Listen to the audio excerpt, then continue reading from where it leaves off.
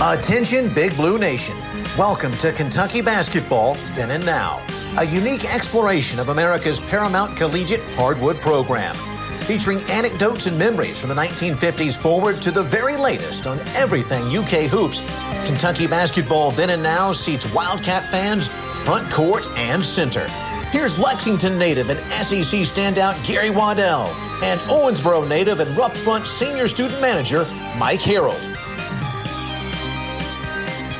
Hello, and welcome to another edition of Kentucky Basketball Then and Now. Again, I'm Gary Waddell, and I've got Mike Harreld and Tom Gray with me.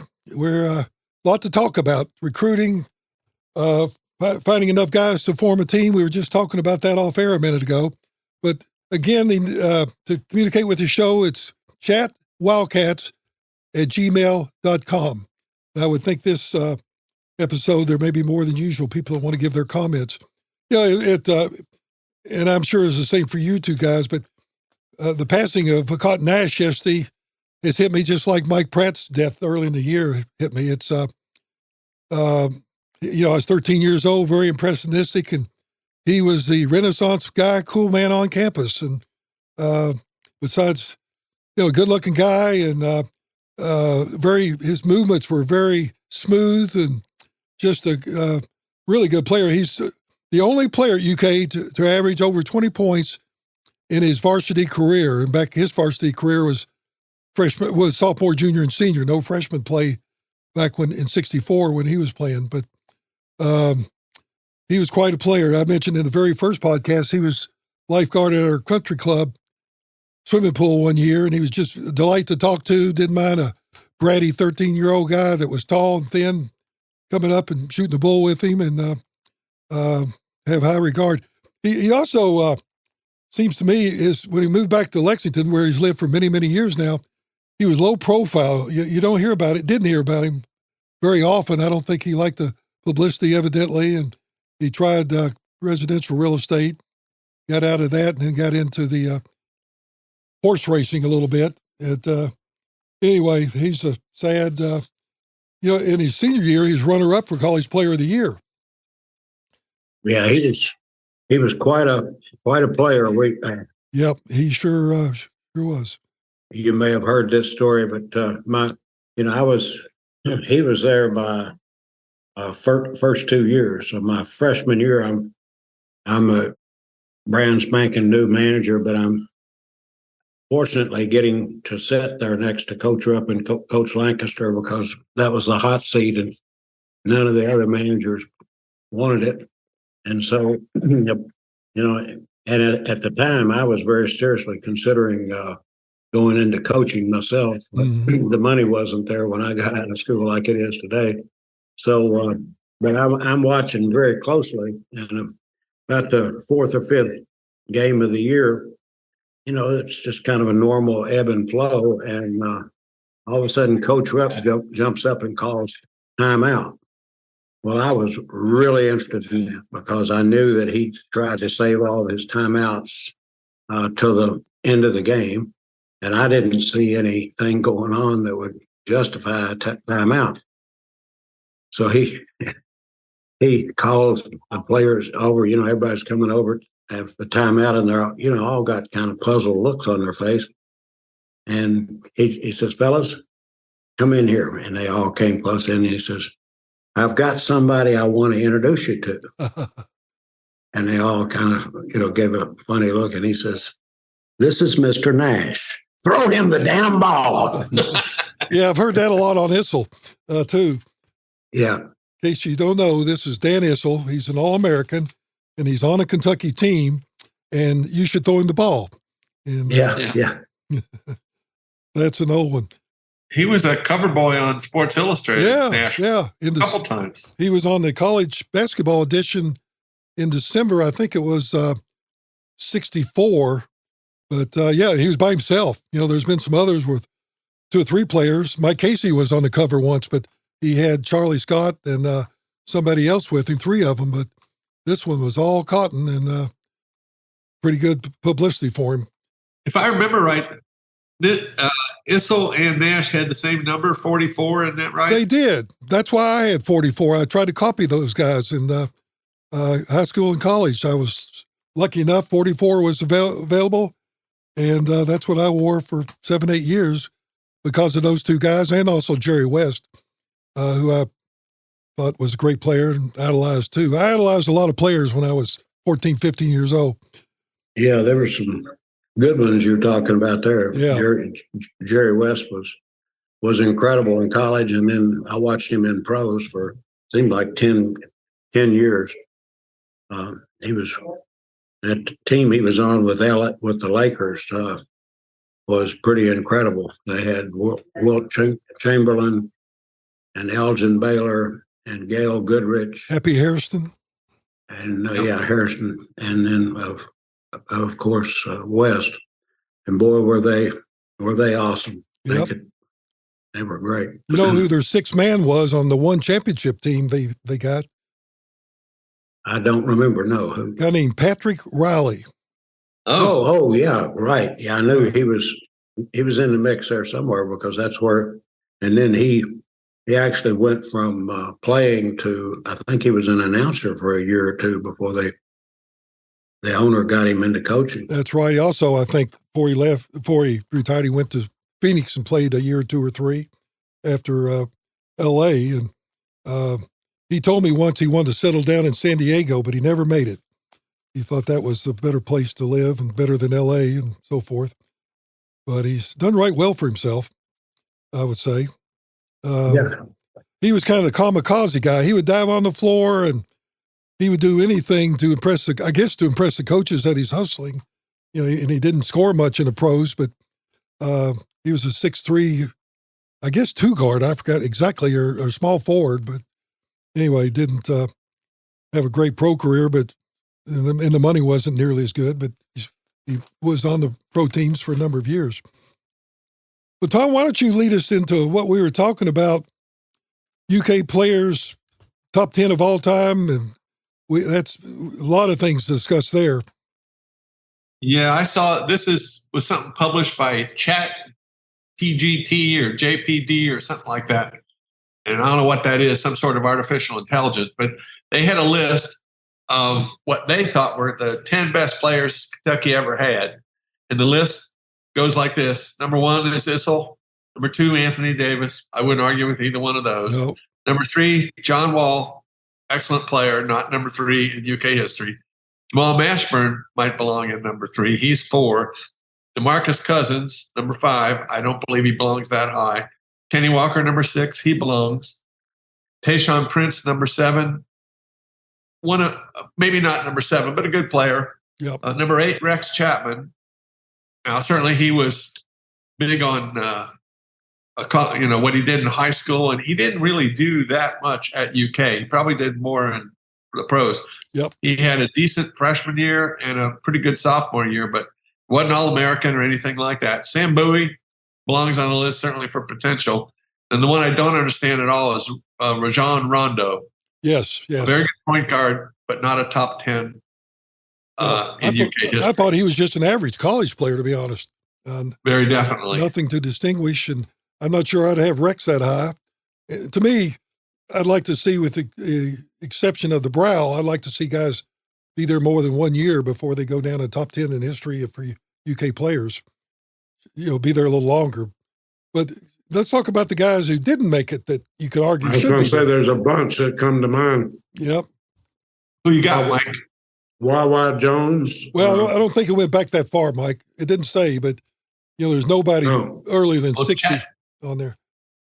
That's because Chat GPT doesn't know that the 1960s existed. Well, that's true. It wasn't in existence. Guess. That's true. And then Beard, of course, was the guard on the Fabulous Five, and then Alex Stroza belongs. Frank Ramsey, Cliff Hagan. Oh yeah. Well, Hagan. That's who I was thinking about. Hagan was just incredible at Kentucky, and then had an amazing pro career, just like Ramsey did. Yeah. And Adrian Smith, maybe not in the top 10, but he ought to be way up there. Yeah. Jack Gibbons and Kyle Macy. Yeah, Kyle should be on there, I think. Oh, yeah, Kyle. Yeah, absolutely. And Kevin Greavy could make an argument that he should be in there, too. Yep. Yeah, they overlooked about 40 or 50 years of Kentucky basketball history, as far as I was concerned. On that list, I would only put as true top 10 Issel, Davis, Mashburn, Walker, and that's about it. Yeah. The rest of them were good, but I wouldn't put any of the rest in the top 10 of all time. Yeah, they're up for argument of all time. It's hard for the software didn't exist in the 50s and early 60s, I guess, so you can't expect them to have that when it didn't exist. But there are a lot of guys in the 1950 range that would be considered. It was a different brand of ball, and guys didn't jump as high. And I mean, the game has changed 100%. No 3-point line and all that way back then. But yeah, Greavy, I think you could put in there as number 10 maybe. He was a great shooter, and he took us to the championship game. Well, he and his teammates took us to the championship game in '75 when we lost to John Wooden's last game. So another one that I forgot to mention is Tony Delk. Yes. I would definitely put him up there. Yeah. Yeah, they missed a bunch as far as I'm concerned. Yeah, but it's hard to, like when the pros every few years do their top 50 all-time pros, and now the last one a couple years ago, they expanded it to 75, and you can still pick out players you think should be there. So, there's got to be a fine line somewhere. You can't pick everybody, but it's a tough, depending on your metrics and how you does your team supposed to do well? Top 10 players, I put Cotton Nash in there. Yeah, Cotton Nash, Louis Dampier's another one. Yep. Yeah, as far as I'm concerned, they missed about half. Yeah, I think so too. And there was another thing I read about what makes a perfect basketball program, and they picked about 10 categories, and they gave the leading school in that category. For brand, UK was number 1. For fan support, Auburn was number 1. And they went on down the line. There were some surprises in there, but Duke had a couple mentions as the number 1 in that particular area, and I forgot what it was. But maybe it was fan support, color scheme. Even they mentioned it had North Carolina number 1 in color scheme. Yeah, it's that Carolina blue. Everybody likes that color. Yeah, evidently. And so it's just kind of interesting. And this was the CBS sports writers came up with this poll. It's, of course, on the internet, but I thought that was quite interesting. Jumping around a little bit, I see that Vescovi at Tennessee still hadn't made his mind up whether he's coming back to UT or not. And then the big 7-foot center that tried to kill everybody has said goodbye to Tennessee. He is leaving, and I think there are a lot of big men that glad to see him go. He was like a bull in a china shop, and he's going to try it in the pros. I think that means probably Europe, but I'll be happy to see him get out of there. He just looked to me like he was looking for somebody to elbow the whole time he played. Plasvic is his name. Uros Plasvic. Maybe he'll try for pro wrestling. Well, could be. I don't know if they've ever had a 7-foot guy, but maybe so. He sure had the strength. I mean, he was muscular and 7 feet tall. And, his last year, he played pretty well at times, I thought, last year.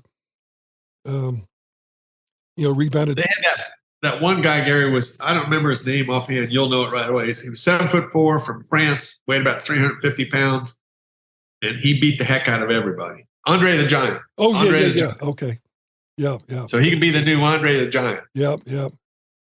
He always reminded me, and I should have looked it up, of a guy that played at played at Georgia in the late 60s. He was a football player, but he also played basketball, and he was rough, dirty. And I remember a game at Memorial Coliseum, Issel went up for a rebound, and this guy undercut him. And Issel fell back on his back and maybe a little bit of his neck, and boy, there was such a hush in Memorial Coliseum. They didn't know if he'd broken his back or what. And he got up and I think continued to play that game. And I forgot the guy's name, not Howard Bain, who was kind of that way at Tennessee when he played, but I can't remember this guy. He was from South Georgia, and he was mean and strong and was a football player trying to play basketball. So, but I can't remember his name. Some fan will email in and Howard Bain was definitely big and strong and tough on Kentucky. Yep, he was. I was there when he was there. Yep. He was, and he fit into Ray Mears' offense, even though he wasn't a particularly good athlete or basketball player, but he fit right into that offense. Yep. So made him better than he really was. Yep. He was the reason that the Runts lost their last game of the season in regular season. They put Howard Bain in the starting lineup over some other fellow. He made a big difference with his, let's just say, aggressive style of defense. Yeah, he was that. He had a little advantage. He was a 25-year-old, I think, ex-Marine, so he was playing out there against babes almost. Yeah. And looked to be he was stronger. I mean, you could look at him and tell he was chiseled and wasn't that good a player, but he could be rough when he wanted to be. But that's who the Tennessee player reminds me of sometimes. Just like he's hunting people to elbow. And I think the SEC had some problems with him too, some complaints from coaches that I read something where the SEC powers to be are probably happy to see him go. It takes some pressure off them to maybe have to do something next year because he could have come back another year. So good to see him go. Yep. One thing I thought people might enjoy, because both of you had a firsthand experience with it, and I had a distant second or third hand experience, is just who were Rupp's Runts. Well, a lot of people know the name, but a lot more people couldn't name any more than 2 or 3 of them, I bet. Oh, okay. So if you look at them, Mike, you'll remember this. The year before was not so good, and the year after was even less. So out of nowhere, they had a number 1 team develop. And what happened? What do you think? How did they take a 15-10 team with a decent but not phenomenal freshman team and make the number 1 team in the nation? Well, I've tried to explain that a lot. I think I know some of the answers. One is the leadership. Tommy Cron and Larry Conley, and backed up by Pat. He was sort of the enforcer. And when we had team meetings, and there was the other thing happened is Coach Rupp pushed that team harder than he'd ever pushed one. And then we also had, for the first time, the preseason conditioning program that Joe Hall convinced Coach Rupp to do. And so they were in great shape. And if you look at the history of those games, with about 3 or 4 minutes to play, they're very close. And then Kentucky would win by 8, 10, 12 points because they were in such phenomenal shape that they could just play very hard for the whole game. But the leadership was so good. And you know, I've thought about it a lot because I was a manager of that team, and one of my jobs was to make sure all the stats were keeping by other managers, and I had to referee the scrimmages. So I was out there watching them, and it was not a pretty sight. They were not very good when the October 15th was when we started practicing. Mm-hmm. And even going into Thanksgiving, I remember refereeing a scrimmage and thinking that my legacy, to the extent there would be one, was I was going to be the student manager of the worst team Coach Rupp had. And because it just wasn't working. But gradually they began to realize that they could be better by playing together. And Conley and Cron were encouraging that. And like I said, Pat was really pushing it also. And so they all realized that if they kept passing the ball and kept working together, they could all be better. And so it built on itself, and the momentum kind of got going. But the real turning point was over Thanksgiving break. We were not very good going into it, and in fact, we had the normal routine would be to have a scrimmage on Wednesday night, and then let anybody that was within striking range go home for Thanksgiving, and then we would practice either early Friday or sometime late Thursday. But people around the 2 or 3 hour driving time could go home. and we had this scrimmage, and it was, I think I've mentioned this on the show before. It was just a terrible, terrible scrimmage, and it kept getting worse.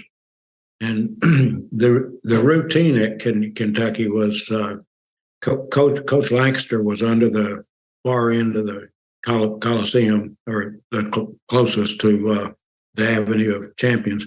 And Coach Rupp would be on the side, standing, and they would stop practice and be fussing at people and yelling at them and stuff, and that was normal.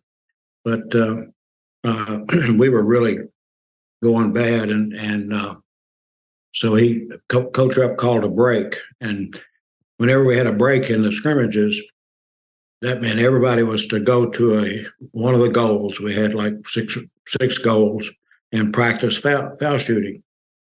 While Coach Rupp would look at the statistics and try to make adjustments and fuss at people, etc. And so I thought that was the routine. So I was doing my normal things as a manager, getting ready for the next session of the scrimmage, and making sure people had towels and water, and making sure there was ice. Coach Rupp always wanted a big tub full of ice water right there by the start of the stand. So if somebody turned their ankle, they could go put it in there right away. And so I'm hustling around doing my thing, and all of a sudden I hear "manager" just really loud and irritated. And of course I jumped, trying to figure out what was he what I had done wrong. And the profanity was amazing. It was unbelievable. And "manager, get a towel. One of these blankety blanks must have spilled some water, because there's water on the floor here, and nobody here is working hard enough to sweat. So it didn't come naturally." And so he cussed that little drop of water, and then went over to the stats and looked at them and raised heck. And of course, I immediately got the drop of water up, but as he was headed back to the other side to start the scrimmage again, he stopped and cussed the place where the water had been. And it was just an incredible session of him raising hell and fussing at people and pushing them. And of course, as the session went on, people got tired, and things got worse.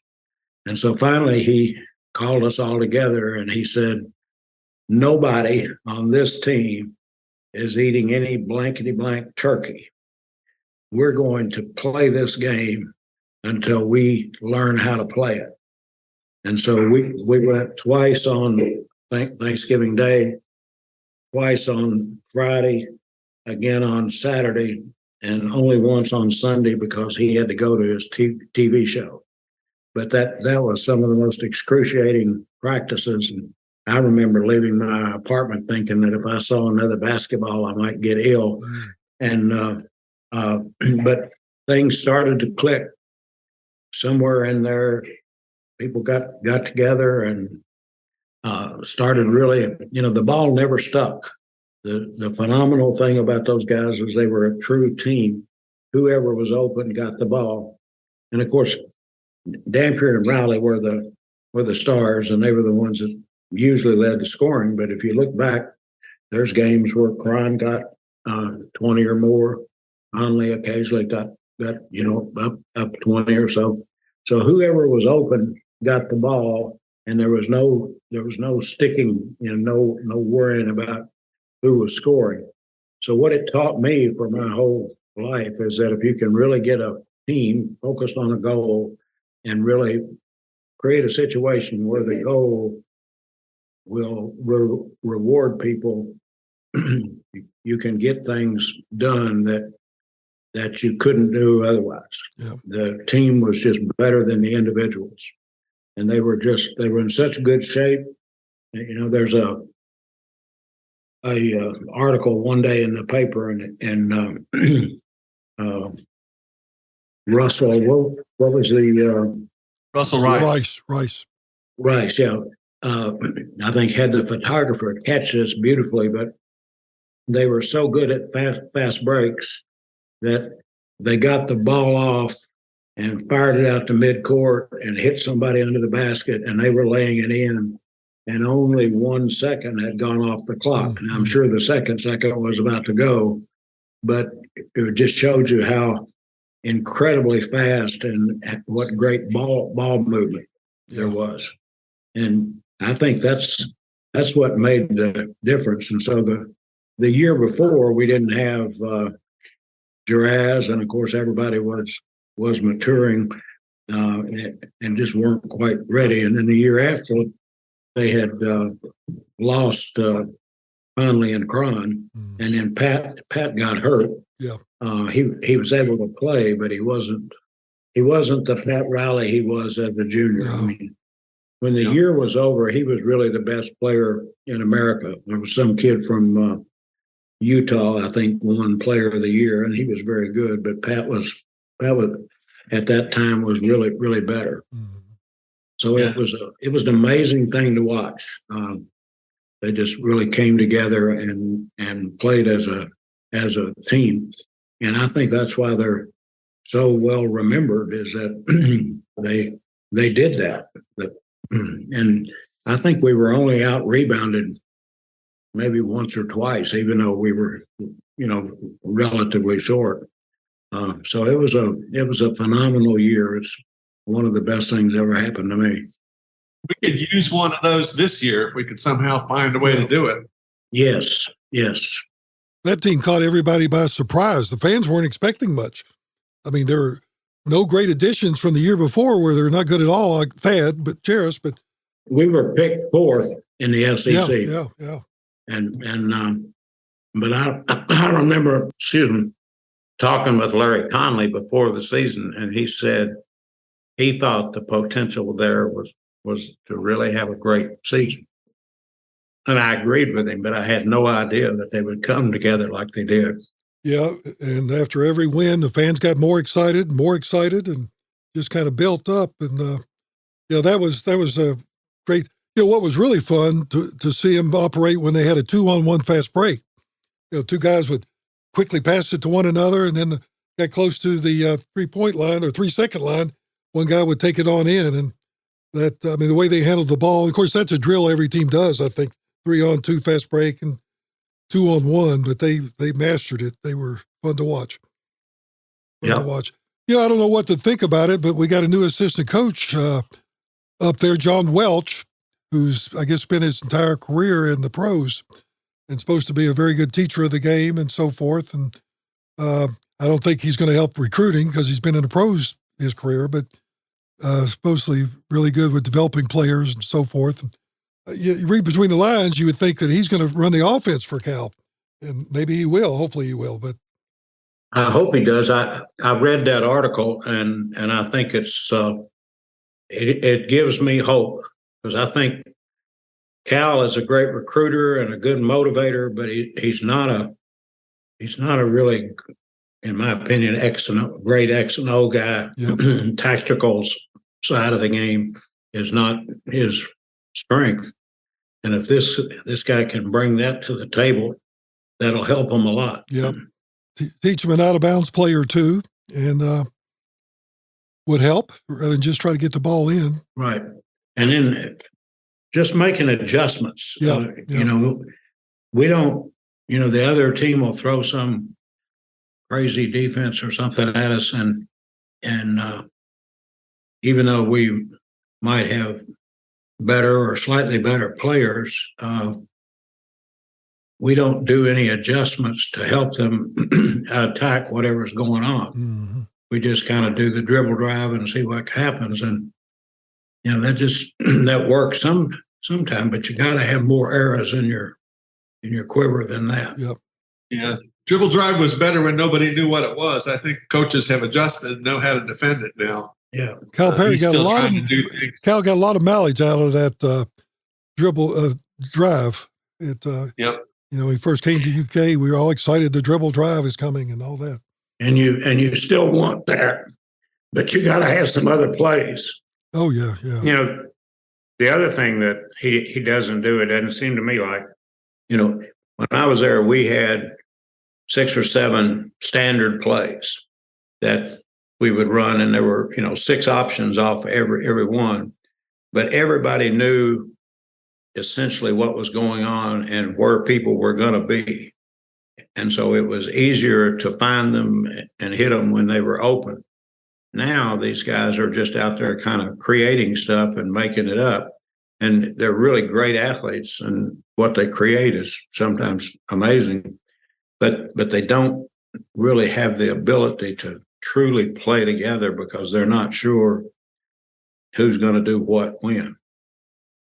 And you mentioned the out of bounds plays. I mean, we just don't have them. No, defense or offense. Yeah, the coach at West Virginia, I can't think of his name right now. Huggins, yeah. I mean, he always gives Kentucky fits because he's so much better, in my judgment, prepared. Mm-hmm.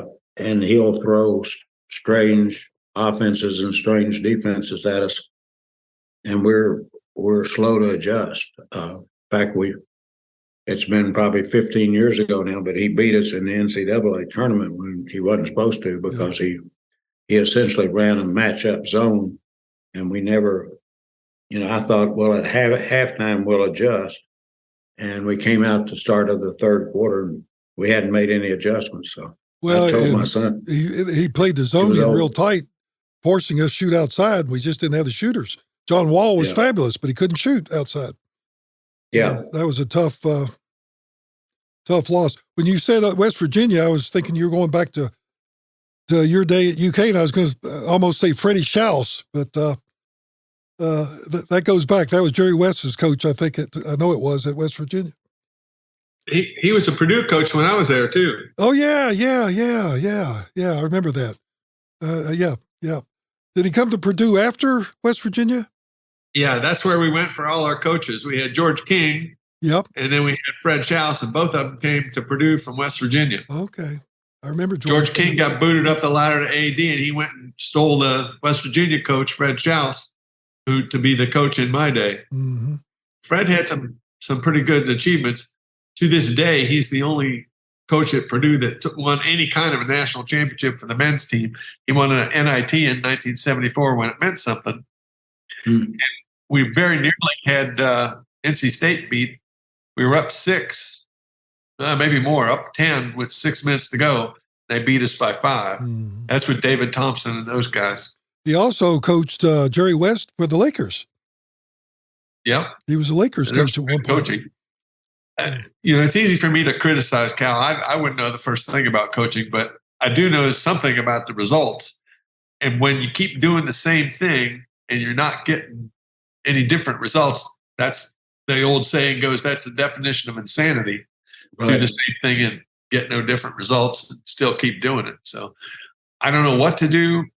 He's got to do something different. Like I said when we were chatting before we went on live, I'll be happy if we win more than 20, get into the NCAA, and win a game or 2. That, for me, will be a successful season. Yeah. Now, that will cure everything that's wrong with what's going on, but that'll be a bare minimum. Yeah, I don't think that's going to cure much. No. He's really got to do better and soon. Yeah, I mean, I don't know he's doing it, but he should have some sleepless nights. He's got very little time to come up with 3 or 4, hopefully pretty good players. I mean, 3 players just to make a team, the scrimmage. And then some good. I mean, you look at our roster, it's got some shortcomings.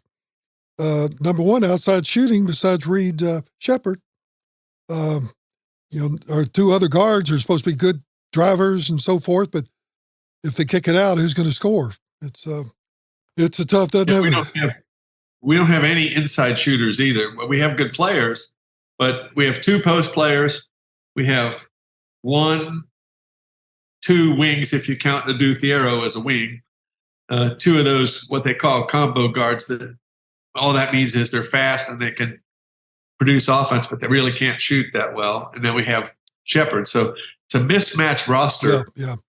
Even though, given the fact that it's a short roster, even that it's mismatched. There's not a good blend visible. Like I said, I'm not a coach, and maybe they see something I don't, but 7 people mismatched is not likely to produce really good results. No.